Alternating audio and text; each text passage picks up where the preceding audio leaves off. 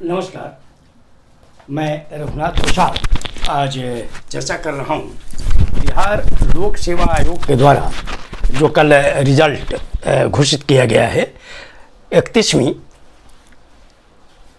Bihar judicial service commission का, lower judiciary का। इस परीक्षा से 221 पद भरे जाने थे, जिनके विरुद्ध 214 पद भरे जा सके। सामान्य के 88 सीट थे, जिसमें 87 भर गए। अस्थि दिव्यांग के चूँकि एक कैंडिडेट उपलब्ध नहीं हो पाए, इसलिए वो खाली रह गया। EWS के 23 के विरुद्ध 23, अनुसूचित जाति के 36 के विरुद्ध 29, इसका मतलब 7 पद ये रिक्त हैं।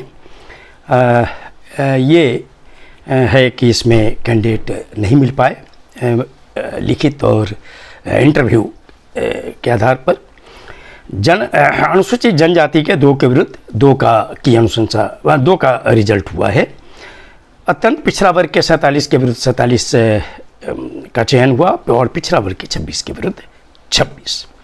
मुख्य लिखित परीक्षा के लिए जो 600 उसकी परीक्षा के आधार पर 693 उम्मीदवारों को साक्षात्कार के लिए बुलाया गया था और साक्षात्कार में 688 शामिल हुए। 5 कैंडिडेट अपीयर नहीं हो पाए हैं। सबसे इम्पोर्टेंट बात है कि इन 688 में 278 ऐसे कैंडिडेट्स हैं जिनको 35% जो मिनिमम क्वालिफाइंग मार्क्स है इंटरव्यू में, वो नहीं प्राप्त हुए। और ये प्राप्त नहीं होना ये बहुत ही अप्रत्याशित है, चूँकि ये जो प्रतिशत है 688 में 278 का क्वालिफाई नहीं करना, ये 40.4% है। और मेरिट लिस्ट जो बना है वो रिटेन और इंटरव्यू के मार्क्स पर, और इंटरव्यू में जिन लोगों ने 35% नहीं प्राप्त किया वो वैसे ही चयन सूची से बाहर हो गए हैं। तो शेष 408 कैंडिडेट्स का रिटेन में जो मार्क्स है और इंटरव्यू का, उसको जोड़कर मेरिट लिस्ट बना है।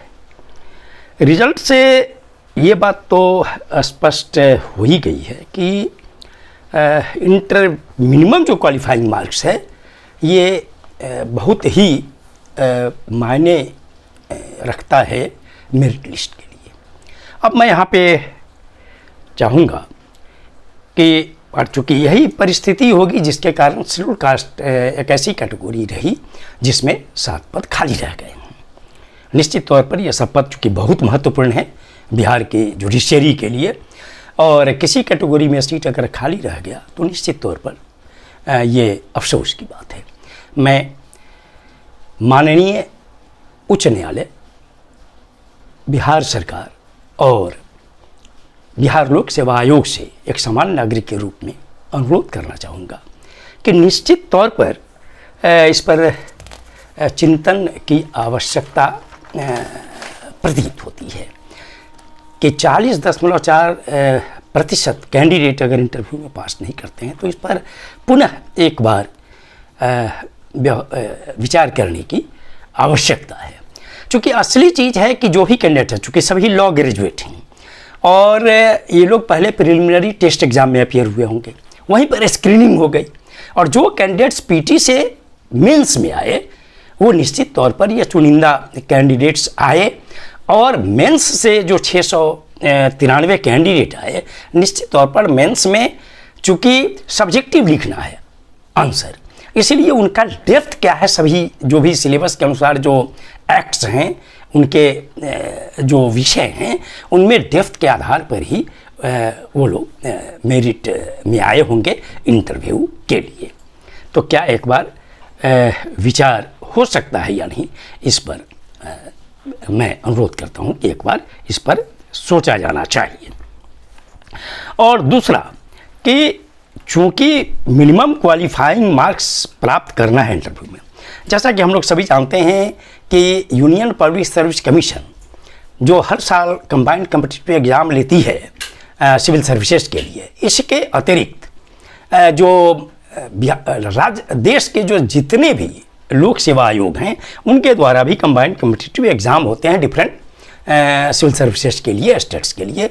मैं समझता हूँ कि शायद मेरी जानकारी के अनुसार कहीं भी इंटरव्यू में कोई मिनिमम क्वालिफाइंग मार्क्स संभवतः निर्धारित नहीं है।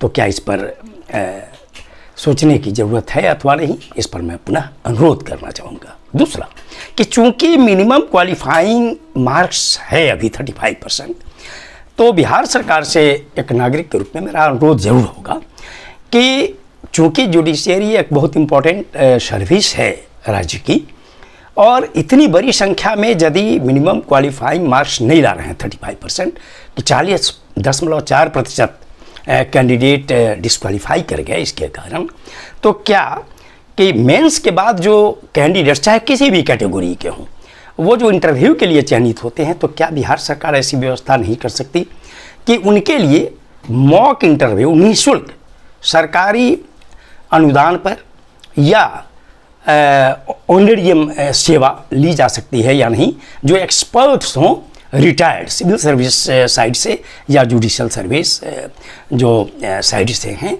जो रिटायर्ड हैं या तो ऑनरेडियम बेसिस पर या ऑनरेडी सर्विस के आधार पर, अगर बिहार सरकार ये अरेंज कर पाती है, तो मैं समझता हूँ कि जो लोग मेंस पास करके इंटरव्यू के लिए आते हैं, तो मॉक इंटरव्यू से उनको फ़ायदा होगा।